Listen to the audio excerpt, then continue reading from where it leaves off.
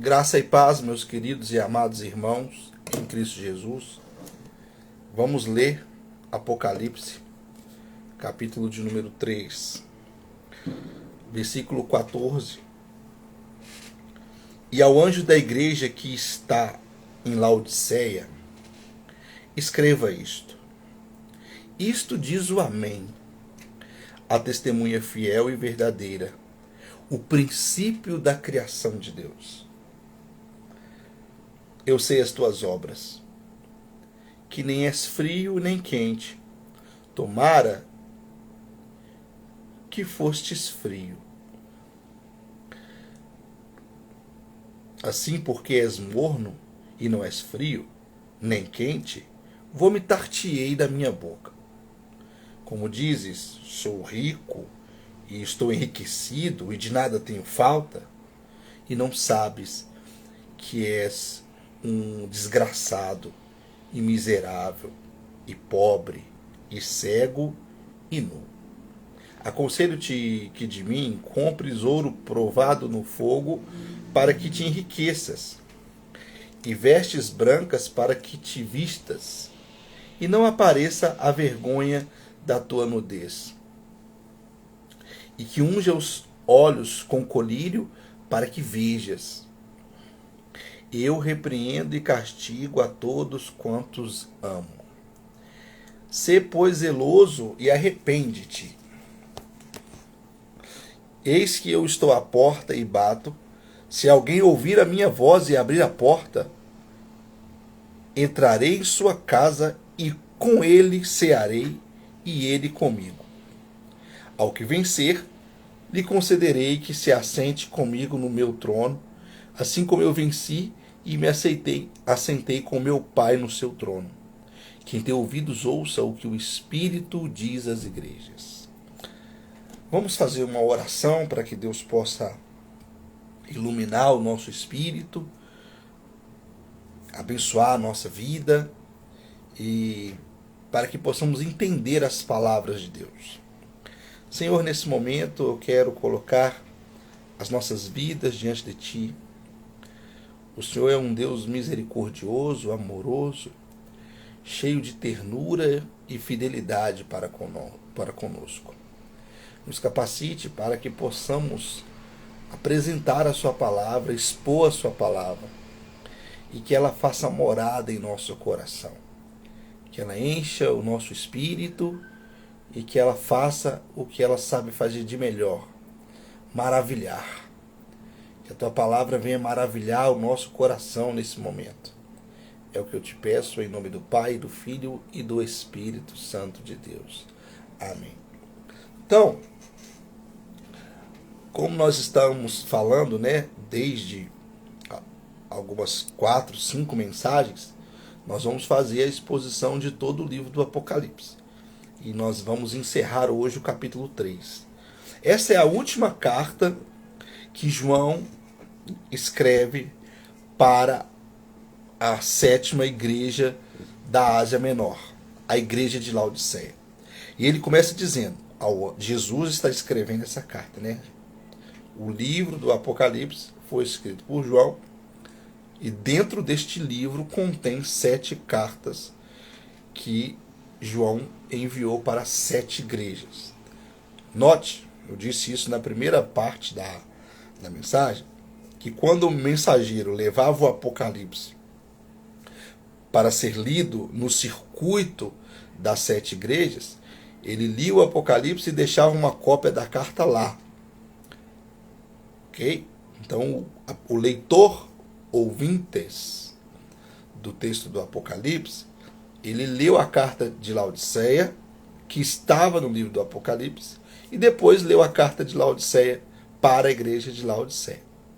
Sabe quando você está no culto e o líder da igreja, o pastor da igreja, fala assim: hoje o cajado vai descer? Já deve ter ouvido essa expressão, o cajado vai descer. Quando o pastor fala isso, geralmente ele está dizendo que aquela pregação ela vai ter um teor exortativo mais elevado. Toda pregação do evangelho, ela vai edificar, ela vai exortar e ela vai trazer crescimento. A mensagem ela tem essa função. E às vezes o pastor vai fazer uma mensagem, ele eleva o teor exortativo da mensagem. Essa carta que Jesus escreve à igreja de Laodiceia é a única carta que Jesus só criticou. Jesus só exortou Laodiceia. Nas outras cartas a gente viu que Jesus elogia e critica e exorta. Nesta carta Jesus só exorta. Então Jesus começa se apresentando da seguinte maneira: isto diz o Amém, ou seja, é aquele que confirma todas as coisas. Eu sou a palavra final, eu sou aquele que confirma. A testemunha fiel de Deus, aquele que traz a mensagem plena de Deus, a mensagem perfeita de Deus. Deus teve muitos profetas, Moisés, Davi, os próprios apóstolos. Eles trouxeram mensagens que Deus havia dado para eles. Jesus não. Jesus, ele é o próprio Deus. Ele é a testemunha de Deus. Ele viveu no seio do Pai, ao lado do Pai. Ele é a segunda pessoa da Trindade. Por isso ele é aquele que tem a palavra plena de Deus. O único ser, ao lado do Espírito Santo, que conheceu o Pai na sua plenitude. Ninguém conhece o Pai senão o Filho, e ninguém conhece o Filho senão o Pai, e aquele cujo qual o Filho quiser revelar. Então Jesus conheceu Deus por estar com Deus desde a eternidade, e ele trouxe a revelação definitiva de Deus para nós. Por isso que ele é a testemunha fiel. A testemunha fiel e verdadeira. Agora tem uma palavra muito importante para você se atentar aqui, ó. O princípio da criação de Deus. Tem muitas pessoas que leem esse texto de modo equivocado. Jesus, ele não é uma criação de Deus. Jesus não foi criado por Deus, como algumas seitas pseudo-cristãs que leem a Escritura interpretam dessa forma. Jesus, ele é o próprio Deus. Existe um Deus que se manifestou em 3 pessoas. Quando fala aqui, ó, o princípio da criação de Deus, está mostrando o caráter criador de Jesus Cristo. Quem criou o universo? O universo foi criado por Deus. Qual pessoa? O Pai, o Filho e o Espírito Santo. As 3 pessoas da Trindade são participantes da criação. Se nesse texto estivesse dizendo assim, olha, o Pai, o princípio da criação, o Filho, o princípio da criação, o Espírito, o princípio da criação, estaria correto. Porque o Pai, o Filho e o Espírito Santo estavam juntos no processo criacional. Tem um teólogo que ele fala uma palavra muito interessante, ele fala assim, olha, o Pai planejou, o Filho decretou e o Espírito executou. É só uma ideia que esse teólogo traz. Mas o que a palavra de Deus nos ensina é que o Pai, o Filho e o Espírito Santo são juntos criacionais, criadores de todas as coisas. Existem textos, como que você sabe disso? Existem textos na Bíblia que falam que o Pai criou. Existem textos na Bíblia que falam que o Filho criou. E existem textos na Bíblia que falam que o Espírito Santo criou. Então a gente que crê na palavra de Deus, a gente que crê que a Bíblia é inspirada por Deus, a gente não pode pegar um versículo e falar, esse aqui a gente joga fora. A gente descarta, a gente vai rasgar essa parte aqui e jogar fora. A gente tem que ler a Bíblia e entender a Bíblia no todo harmônico. Ok? Então quando está dizendo aqui, ó, o princípio da criação de Deus é que ele estava ao lado do Pai na criação do universo. Versículo 15. Aí Jesus começa dizendo, olha, eu sei as coisas que você faz, eu sei as suas obras, que nem és frio nem quente, tomara que fosse frio ou quente. Então o que Jesus está dizendo? Olha, vocês estão fazendo coisas aí desagradáveis, ok? Vocês não estão me agradando. E existe o frio e o quente. Quem que é o frio? O frio é aquele que não acredita. O frio é aquele que não faz. O quente é aquele que acredita, o crente é aquele que faz. E aí Jesus fala assim para eles, olha, vocês não são frios e vocês não são quentes. Aí ele continua, olha, assim porque és morno e não é frio nem quente, vomitar-te-ei da minha boca. O que Jesus está dizendo aqui, ó? Lá em Laodiceia havia fontes termais, Laodiceia era conhecido por haver fontes de águas termais, igual Caldas Novas aqui no Brasil. Lá em Laodiceia tinha muitas águas termais. Então era comum as pessoas conhecerem a água morna. E a água morna você não bebe, porque faz ânsia de vômito. Então Jesus pega a figura de linguagem da água morna que existia lá em Laodiceia para mostrar a atual situação daquele povo. Aquele povo, aquela igreja, se achava fazendo a vontade de Deus, mas eles não estavam agradando a Deus. Jesus vai dizer, olha, quem dera se vocês fossem frios. Se vocês fossem frios, eu esquentaria vocês. Quem dera se vocês fossem quentes. Se vocês fossem quentes, vocês estariam no ponto que eu gosto de que vocês estejam. A vontade de Deus é que todos nós estejamos aquecidos com o Espírito Santo. O Espírito Santo é um fogo que age no nosso coração. E a vontade de Deus é que cada um de nós sejamos quentes na presença dele. E aí Jesus fala, vocês são mornos. E por causa disso, eu estou a ponto de vomitar vocês da minha boca. O que Jesus está dizendo? Olha, as coisas que vocês fazem, eu não aprovo. As coisas que vocês fazem não estão em sintonia com a minha vontade. E ele continua. Como dizes, vocês aí estão dizendo, rico sou e estou enriquecido, e de nada tenho falta. E não sabes que és um desgraçado, um miserável, um pobre, um cego e um nu. Você está desgraçado, você é um miserável, você é um pobre, você é um cego, você está nu. O que isso está dizendo? Presta atenção, ó. Os de Laodiceia, eles eram ricos economicamente. A igreja de Laodiceia tinha muito dinheiro. As pessoas tinham ótimas condições financeiras, porque aquela cidade era uma cidade muito rica. E eles se diziam isso, eles se diziam assim, ó, nós somos ricos.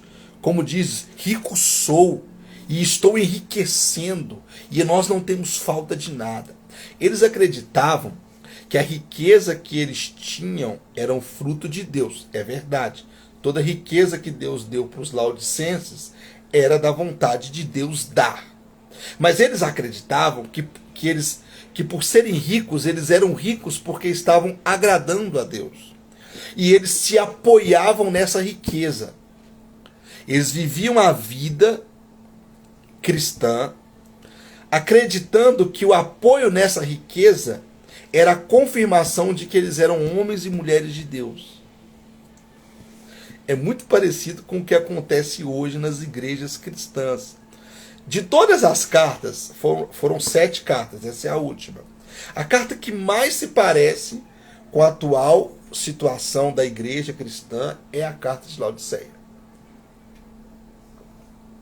Você olha para o evangélico tem o carro do ano, o evangélico está empregado, o evangélico tem uma casa, o evangélico tem uma segurança econômica, e ele acha que por ter essas coisas, ele é um símbolo daquele que agrada a Deus.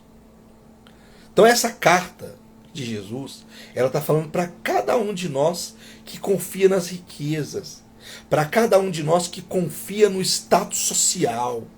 Você que confia no seu emprego, você que confia na casa que você tem, no carro que você tem, você que confia nos bens materiais que você tem e acha que isso é um sinônimo de que Deus está com você, de que a bênção de Deus está com você. Eu quero dizer para você uma coisa: Deus não está com você, a presença de Deus não está na sua vida. O que você tem é isso aqui, olha. Você não sabe que você é um desgraçado, você é um miserável, você é um pobre, você é cego e você está nu. É aquela pessoa que no trânsito ultrapassa você. E na hora que ultrapassa você, te xinga e atrás do carro está escrito assim, ó, foi Deus que me deu. Atrás do carro está escrito assim, ó, fruto de Malaquias 3:10. Atrás do carro está escrito assim, ó, em caso de arrebatamento pode ficar com tudo. É aquela pessoa que por frequentar o status evangélico, o status católico, frequentar as convenções evangélicas, as convenções católicas, acha que agrada a Deus. E a vida não agrada a Deus. O laudicense é aquele irmão da igreja que não cumprimenta as pessoas, que não ama o próximo. É aquele que prega o evangelho e não ama as pessoas. É aquele que fala que lê a Bíblia, que dá o dízimo na igreja, que dá a oferta na igreja, que frequenta os cultos e não é capaz de ajudar alguém na rua, não é capaz de ajudar um necessitado. É uma pessoa que não tem o amor de Deus. Aquela pessoa que dentro da igreja exerce um cargo ministerial. É o líder. Deixa eu ver um ministério aqui que eu detesto na igreja. Aqueles casados para sempre. Aqueles casados para sempre. Eu detesto aquele negócio de casados para sempre. Se você tem uma experiência boa com aquilo ali, glória a Deus, aleluia. Mas eu não gosto daquilo. Aí aquele irmão do Casados para Sempre fala, o meu nome é José, sou líder do Casados para Sempre, essa é a minha esposa, eu sou o José da Aline e essa é a Aline do José. Mas a pessoa não consegue olhar nos seus olhos, não consegue te dar a paz do Senhor, não consegue perguntar como você está, e é o líder lá do Ministério de Casados da igreja. Gente, eu dei só um exemplo, pode ser o líder de jovens, pode ser o líder dos homens, pode ser aquele que está na igreja, que está na casa de Deus, que se acha alguma coisa e nada é. Muito pelo contrário, ele é um desgraçado, um miserável, um pobre, um cego e nu. Deixa eu mostrar para vocês o significado de cada uma dessas expressões. O desgraçado é aquele que não tem a graça de Deus. O miserável é aquele que não tem de Deus nem o básico para a graça, nem o básico para a salvação. Ok? O pobre é o que nada possui. O cego é aquele que não consegue ver o caráter de Deus, a bondade de Deus. E o nu é o mais importante. O nu é aquele que ainda não foi vestido da salvação. É aquele que não tem Deus no coração. E aí Jesus continua, olha, aconselho-te que de mim compres ouro provado no fogo. De mim vocês vão ter a verdadeira riqueza. A riqueza que não é bens materiais. A riqueza que eu estou falando aqui, provada no fogo, é as boas obras. É o cuidado com os necessitados. É o cuidado com os pobres, verdadeiramente pobres, com os órfãos, com as viúvas. Para que te enriqueças. Se você comprar de mim, se você buscar em mim a riqueza, o ouro provado no fogo, vocês serão ricos, ricos de Deus, ricos da graça. Aí ele continua, para que te enriqueças e vestes brancas, para que te vistas, ou seja, vem até mim, se você que está ouvindo essa mensagem, vem até mim que o Senhor vai te dar a salvação. Jesus está dizendo para a igreja, olha, se você vir até mim, eu vou vestir você. E não apareça a vergonha da tua nudez. E que unjas os olhos com colírio para que vejas. Em Laodiceia havia um colírio especial que era muito bom naquela época. Era um colírio que era vendido na região de Laodiceia para os olhos. Colírio é aquele que lava os olhos, que limpa os olhos. Fisicamente falando, na região de Laodiceia tinha muito colírio. Tinha a lã branca que era vendida e tinha a lã negra que também era vendida na região de Laodiceia. Então Jesus está pegando elementos da cultura, elementos da realidade dos laodicenses e mostrando para eles, olha, vocês precisam da verdadeira veste branca que eu posso dar, não é a que vocês vendem, e vocês precisam de um colírio para limpar os vossos olhos, para que vocês vejam quem eu sou, quem vocês são e quem são aqueles que necessitam do Evangelho de Deus. Ou seja, vocês precisam de uma purificação. Vocês se acham metidos demais, vocês se acham ricos demais, vocês se acham poderosos demais. vocês precisam de mim. Uma vez eu estava voltando de algum lugar, eu estava numa região do Eldorado. Estava eu e meu filho na motocicleta. Aí veio um cara atrás de mim, buzinando. Eu pensei, será que tem alguém doente no carro? Só pode. Aí eu me esquivei, né, do lado, assim, parei a moto do lado. Aí passou aquele cara com aquela Hilux, aquela picape, olhando para mim com desdém. O evangélico do século XXI é o laudicense, olhando assim para mim como se eu não tivesse o direito de transitar na rua. Entende? O laudicense é aquele que acha que é alguma coisa, acha que tem alguma coisa, acha que pode alguma coisa e nada é. O que confia nas suas riquezas. A parte que eu mais detesto dessa palavra é que Deus ama os laudicenses. Eu gostaria que Deus não amasse essa igreja. Eu gostaria que Deus só exortasse essa igreja e que no final ele dissesse assim, olha, vocês estão fodidos, vocês vão para o inferno, acabou. Mas olha o que Jesus faz, olha. Eu repreendo e castigo a todos quantos amo. Sê, pois, zeloso e arrepende-te. Essa é a parte desagradável da palavra. Deus ama os laudicenses, porque Deus é amor. Tem pessoas que você não tolera na vida. Principalmente, igual, por exemplo, vou dar o meu exemplo. Eu sempre fui uma pessoa muito pobre. Eu nasci numa família pobre e cresci numa família pobre. Se tem uma coisa que eu detesto, é pessoas de nariz em pé, pessoas que se acham demais.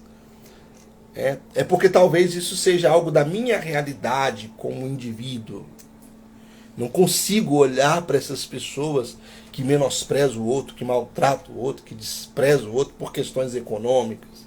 Eu particularmente não gosto.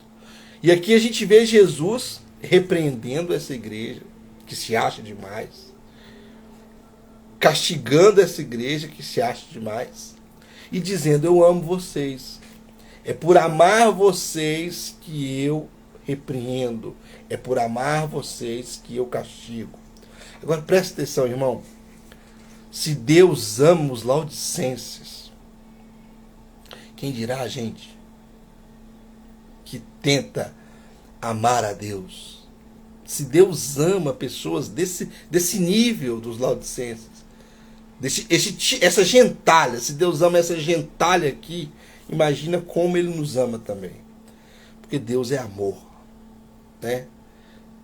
Deus é aquele que ama o jovem de 17 anos que pega o carro do pai, a picape do pai, e vai para uma festa, uma boate, e enche a cara de cerveja, de pinga, de tequila, e embriagado pega uma picape e dirige a 120 km por hora e mata um casal de velhinhos na Avenida Amazonas.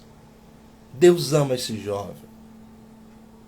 Quer você queira, quer você não queira. Eu gostaria que Deus não amasse. Se ele for na Odisseia, Deus ama. Eu não estou dizendo que Deus ama todos, não, tá? Por favor. Deus não ama todas as pessoas. Quem diz isso é porque não leu a Bíblia ainda, não entendeu o Evangelho ainda. Deus ama os eleitos. Então existem pessoas que Deus vai salvar, que estão fazendo muita coisa errada por aí. E Deus ama. E ele continua. Eis que estou à porta e bato. Se alguém ouvir a minha voz e abrir a porta, entrarei em sua casa e com ele cearei e ele comigo. Então Jesus está à porta do coração, batendo na porta dessa igreja. Jesus está dando oportunidades para essa igreja se arrepender. Oportunidades para que essa igreja creia nele. Olha, você já observou a quantidade de pessoas nesse nosso Brasil que se dizem evangélicos, que se dizem católicos, e vivem de uma maneira completamente estranha ao evangelho.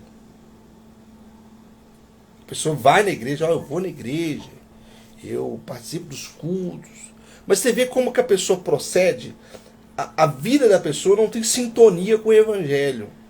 Tem coisas no evangelho que são inegociáveis e as pessoas negociam. Tem coisas no evangelho que são evidentes e as pessoas negam essas evidências.